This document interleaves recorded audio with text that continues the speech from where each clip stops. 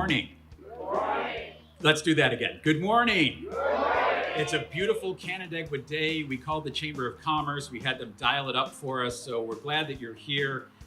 Truly, thank you for being here. It means a lot.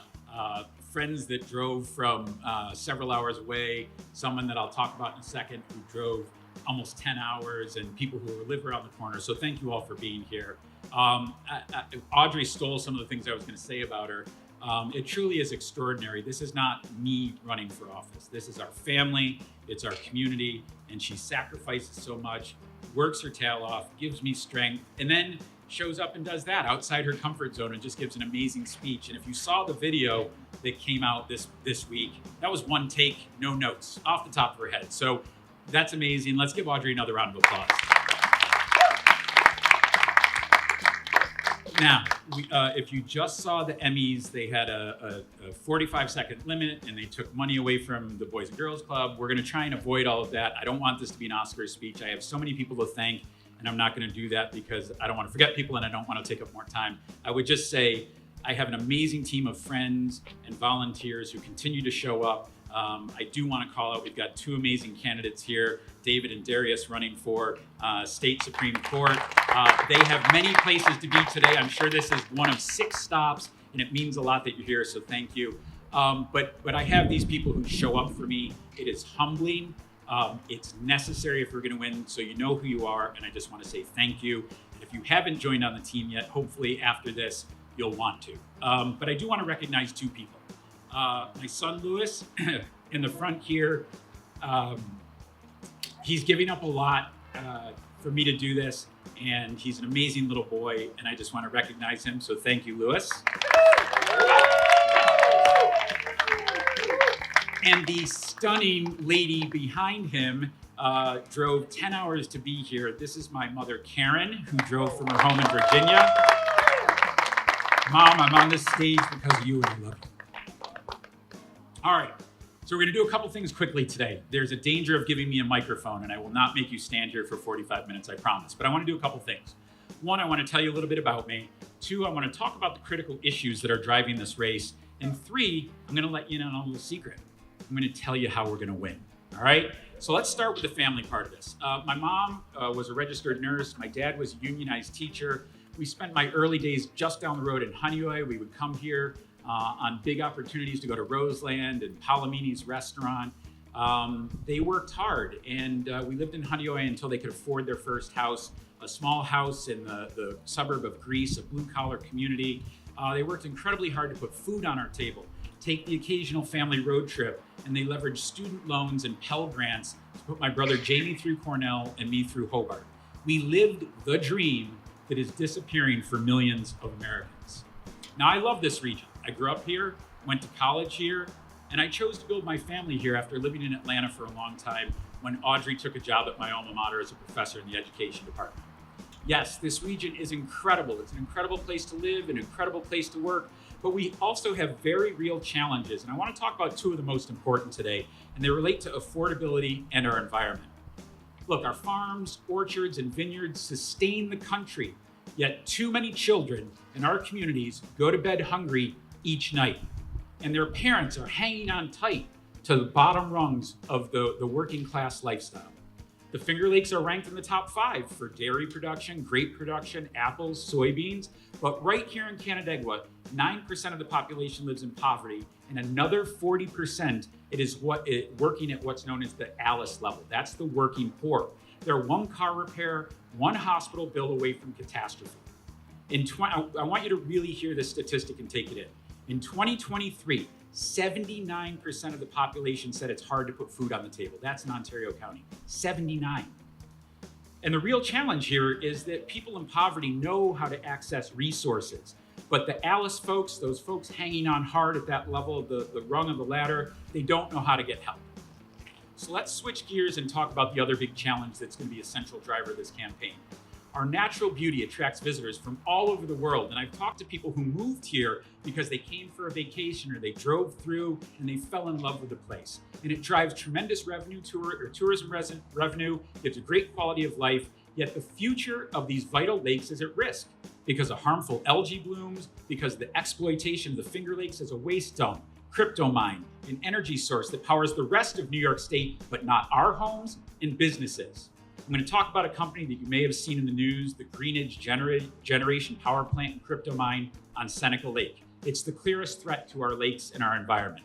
Last year, they reported 30,000 additional tons of carbon dioxide emissions. Local modeling shows chemicals spreading across 32 nearby vineyards and farms. And current state permits allow them to take out 139 million gallons of water every day that gets heated up and returned to the water at temperatures of 108 degrees, driving harmful algal blooms. Now they're going to say they're not, and the state is currently deciding whether those permits should continue, and we all need to have a voice in that. So the reality is, the biggest problem is that no matter what issue concerns you, we don't have a seat at the table in Albany. Senator Helming recently said she continues to put bills forward that go nowhere. At the Ontario County State of the State breakfast, she actually said, quote, "We need a new strategy." And look, before I go into the next part, we may disagree. We may think that's poor just because she has a red jersey on. She's ignored at the state, but that is the reality. And so she said, we need a new strategy. Don't get used to it. Don't get used to me saying this. Don't get used to hearing it. But Pam's right. Pam's right about something. And it's that the region and Democrats need a new strategy. Putting up the same candidates who don't bring real-world experience or the ability to win elections guarantees another term for Pam and continued invisibility for us in Albany. So I'm a small business owner. I've spent nearly 30 years tackling critical policy issues like water quality, climate change, healthcare access, protecting farmers, investing in businesses, empowering consumers. I've fought for our region with influencers in Albany as Executive Director of the Geneva Business Improvement District, as Executive Director of the Ontario County Chamber of Commerce, and I fight for taxpayers every day as an elected member of Canandaigua City Council. So I believe, and I hope you do as well, and I hope we convince the voters, that this track record of electoral advocacy and legislative victories in state capitals, Washington, D.C., and even internationally makes me the right candidate to successfully fight for our needs in Albany.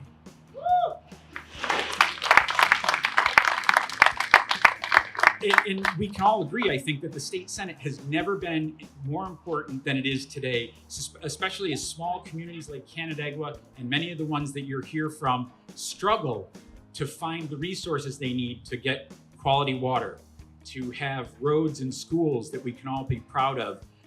That's a big challenge, but also it's critical is the race to autocracy in Washington. It requires senators like me to backstop our democracy. So our state capitol has never been more important than it is today. So here's the secret part. We will win this election if we put people first. We need to listen to them. We need to hear their stories, and we need to understand what matters to them. And here's the part for you. It's going to take each and every one of us stepping up to do something like being here today, and I thank you for that.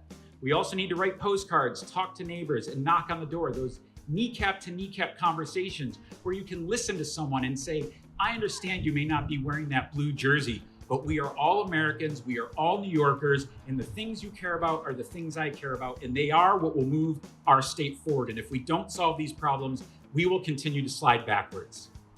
So our strategy, though, also has to be about smart policy. We can't be afraid of policy. We have to deliver what people need and what makes our communities stronger. And it has to be about progress. Democrats, it's not enough to be right. We also have to do right. And we have to have a real impact in people's lives, and they have to see their lives getting better. All right, so with this new strategy in place, we can keep our region the amazing place it was when I grew up, the amazing place it is today, and we can prepare for a world where our children and grandchildren thrive.